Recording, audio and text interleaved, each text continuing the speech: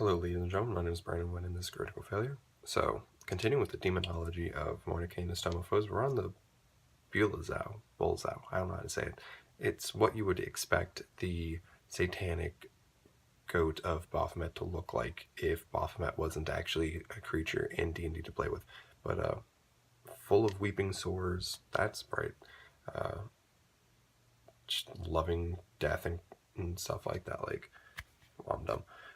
That's what the BuleZau, however you say it, will look like. Its horns, its tail, everything just looks what I would expect a demon to look like in the first place. These things are basically the foot soldiers of the abyss. Most demon lords would use them.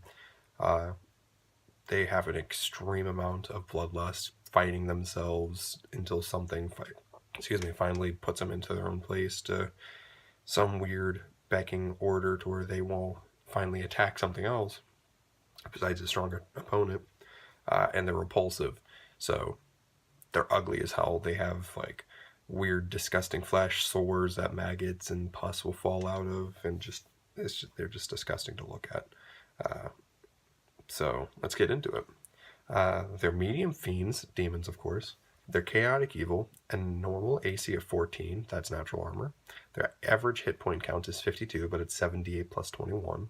Their speed is 40. They have a strength of 15 plus 2, dexterity of 14 plus 2, constitution of 17 plus 3, intelligence of 8 minus 1, wisdom of 9 minus 1, and a charisma of 6 minus 2. They have damage resistances to cold, fire, and lightning. Of course, you could always give them damage resistance to bludgeoning, piercing, and slashing of non-magical weapons, or immunities to such things. They have damage immunities to poison. They have condition immunities against charmed, frightened, and poisoned, which makes sense. They have senses up for 120 feet of dark vision and a passive perception of 9, so they're not very passively perceptive. And they can speak abyssal, and they have telepathy up to 60 feet. I'm assuming to each other, not necessarily to other demons. It could be possibly to other demons, but I wouldn't want to be in the mind of one of these things. One of their abilities, natural abilities, is Rotting Presence. When a creature that isn't a demon starts its turn within 30 feet of one or more BuleZaus, oh geez, that creature must succeed a DC 13 Constitution save or take 1d6 necrotic damage, plus 1 necrotic damage for each BuleZau within 30 feet of it. Now imagine an actual army of these things, because I'm assuming these things do not fight alone. Like, at least 5 or 6 in one place, fighting each other first, so they're going to have possibly less health than going to, fight something else. Like, imagine that. Like, they're probably going to mass one target. Like, they're not too stupid. So, yeah, they would probably fuck up someone just with that alone. And that's like per BuleZau, and then the next BuleZau, and then the next BuleZau, if you really want to fuck someone up and just hurt them. Standing leap. The BuleZau's long jump is up to 20 feet, and its high jump is up to 10 feet with or without a running start. That's incredible. It's going to be able to do something.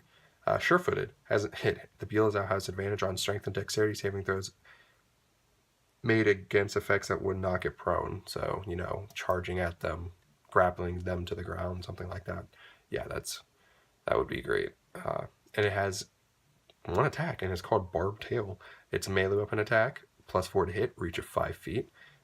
One target, it deals average 8, 1d12 plus 2 piercing damage. If the target is a creature, must succeed a DC 13 Constitution save against disease or become poisoned until the disease ends.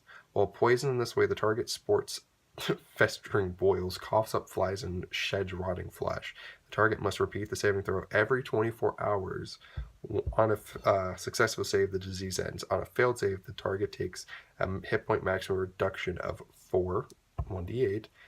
The target dies if the hit point maximum is reduced to 0. That is incredible. Can you imagine hitting that with each of the party members and constantly having that rotting presence just deal them damage? That is incredible. That's a real surefire way to fuck something up. And you could have, like, some of the Yugoloths in there, helping them fight because, they're mercenaries. And then some of the other things like the Alkanolith that I said in my previous video, that would be incredible, just having them go in the fight and just fuck things up while these things are in there. And of course, you could always just have the minion system have it, to where there's several of these that can die really easily, 1 HP, but they're doing the same amount of damage. And there's the Alkanolith or two, like, that lead them like that. That right there would be a really cool thing, because it makes a party feel like they're just wading through enemies, just killing things so super easily. And then the Alkanolith are the real heavy hitters that can fuck anyone up. Like, imagine being a solo player, or at least you're divided from your party, and you see that. That's a nope, nope, nope, get out of there. But yeah, that's the BuleZau. I'm probably going to do a video tomorrow, as I have the next 2 days off. I'm going to possibly do a few. So yeah, thank you guys for watching this video on the BuleZau. Enjoy the rest of your day, night, whatever it is. Please like and subscribe, as I'm going to be bringing you more content. So this has been Critical Failure, guys. See ya.